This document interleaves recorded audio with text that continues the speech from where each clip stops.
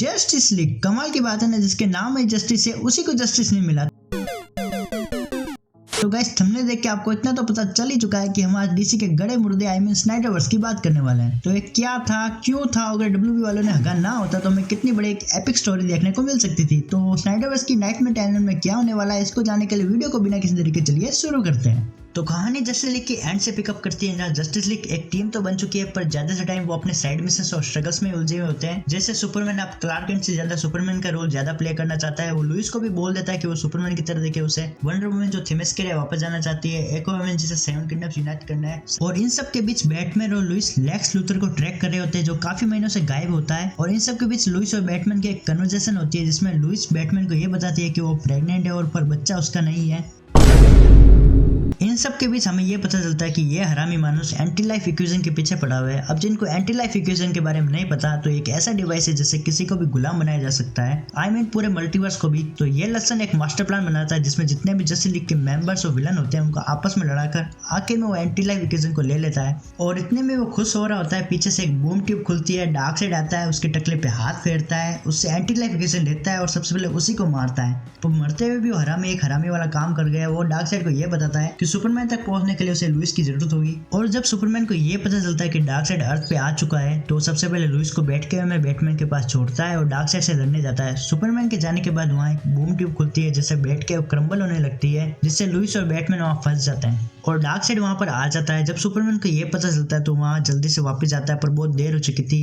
Dark side अपनी omega beam से Louis और उसके अनबोर्न चाइल्ड को जला देता है और ये देखने के बाद सुपरमैन पे रेज हावी हो जाती है और वो जोर जोर से चीखने लगता है। और उतने में डार्कसाइड उसके कंधे पे हाथ रखता है और उसे एंटी लाइफ इक्वेशन से मैनिपुलेट कर देता है। और अब सुपरमैन पे रेज हावी हो चुकी थी, वो उसकी आंखों से आग निकलने लगती है। बैटमैन वहाँ से जैसे जैसे बच के निकल जाता है। फिर कहानी 5 साल आगे चली जाती है, जहाँ डार्कसाइड ने पृथ्वी को टेराफॉर्म कर दिया है। हर जगह खड्डे बन गए जिनमें से लावा निकल रहा है और दुनिया में ज्यादातर इंसान एंटी लाइफ इक्वेशन से डार्कसाइड के गुलाम बन चुके हैं। और जो कुछ बचे थे वो Batman, Flash, Cyborg, Mera, Deathstroke और समहाउ जोकर भी। फिर हमें ग्रीन लैंटर्न की शिप दिखाई जाती है, जो अर्थ पे अपने साथी को लेने आया होता है। जब उसकी शिप क्रैश हो जाती है तो उसे बैटमैन ओपन करता है, तब उसे पता चलता है कि अर्थ पर कितने बड़े बड़े कांड हो चुके हैं। और इन सब के बीच बैटमैन एक प्लान बनाता है, जिसमें बेरी को स्पीड फोर्स की मदद से टाइम में पीछे भेजा, जिससे इस टाइमलाइन में जो कांड हुए हैं उनको रिवर्स किया जा सके। उसके लिए बैटमैन अपनी बैट के में कॉस्मिक ट्रेडमिल बनाता है, जिससे वो टाइम में पीछे जा पाए। अब जिनको कॉस्मिक ट्रेडमिल के बारे में नहीं पता, तो ये कॉमिक्स में बहुत ही फेमस ऑब्जेक्ट है, जिससे फ्लैश टाइम में ट्रेवल कर सकता है।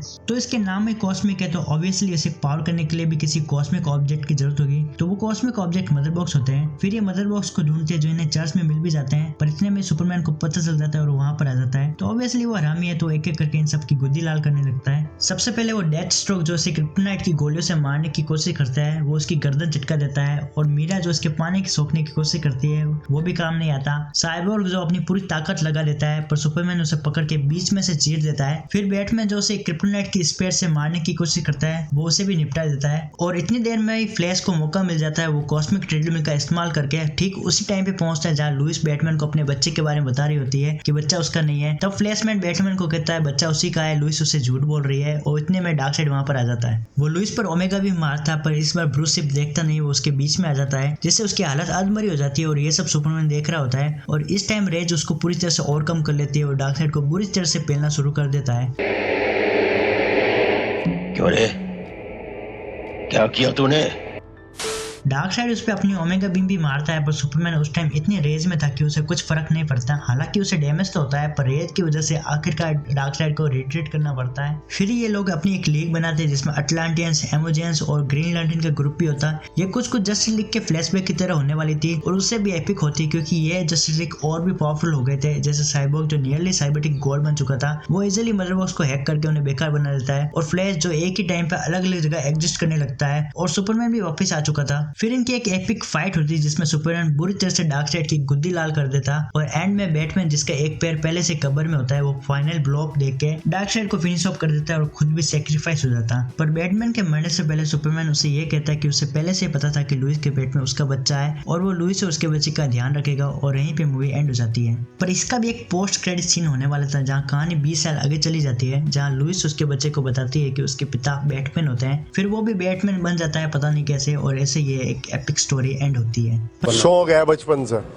मेरा बाप बदमाश था, मैं भी बदमाश ही हूँ। पता नहीं क्यों ये स्टोरी डब्ल्यूबी वालों को इंप्रेसिव नहीं लगी, उन्होंने इसे गटर में बहा दिया। सो आज के लिए इतना ही। वीडियो अच्छी लगी वीडियो को लाइक करो, चैनल को सब्सक्राइब करो। मिलते हैं नेक्स्ट वीडियो में, तब तक के लिए टेक केयर, गुड बाय।